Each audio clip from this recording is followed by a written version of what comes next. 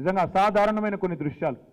ఒకనాడు అదే కాకతీయ కాలువ మీద రైతులు పోయి ఎవరైనా మోటార్ పెట్టుకొని చిన్నపాటి లిఫ్ట్ పెట్టుకొని చిన్న పైప్ లైన్ వేసుకుంటే దాన్ని ఆనాడు కాంగ్రెస్ ప్రభుత్వం ఉన్నప్పుడు వచ్చి ఆ మోటారు ఆ వైరు కోసేసి మోటార్ను ఆ రోజు కాలువలోకి దానిన రోజులు ఆ మోటార్లు తీసుకుపోయి పోలీస్ స్టేషన్లో పెట్టిన రోజులు వాస్తవమా కాదా మీరే ఆలోచించుకోండి.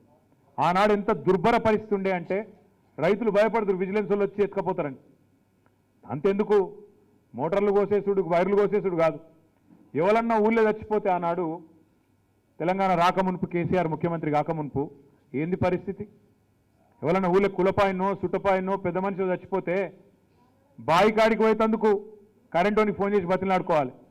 అరే ఇప్పుడే శవాన్ని కాలేసినాం, బావి కాడికి పోయి స్నానాలు చేయాలి, కరెంటు లేదు, ఒక 20 నిమిషాలు కరెంటు నీకు దండం పెడతా అని చెప్పి ఏఈ గారిని డిఈ గారిని బతిమలాడిన రోజులు వాస్తవం. అయితే కాంగ్రెస్కు బుద్ధి వచ్చేటట్టు చప్పట్లు కొట్టాడు ఒకసారి.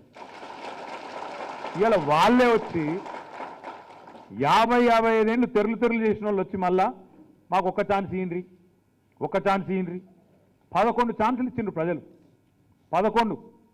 అయినా ఏం చేసిండ్రు? మంచిలు ఇయ్యలే, కరెంట్ ఇయ్యలే, సాగునీరు చక్కగా ఇయ్యలే, ఎరువులు ఇయ్యలే, విత్తనాలు ఇయ్యలే, రైతు బంధు ఇయ్యలే, రైతు బీమా పెట్టలే. ఇవన్నీ చేసిన కేసీఆర్ నట ఇలా పక్కకు పెట్టన్నట. 11 సార్లు అవకాశాలు ఇచ్చినా ఏం చేయని వాళ్ళని మళ్ళీ ఇలా పైన కూర్చోబెట్టన్నట.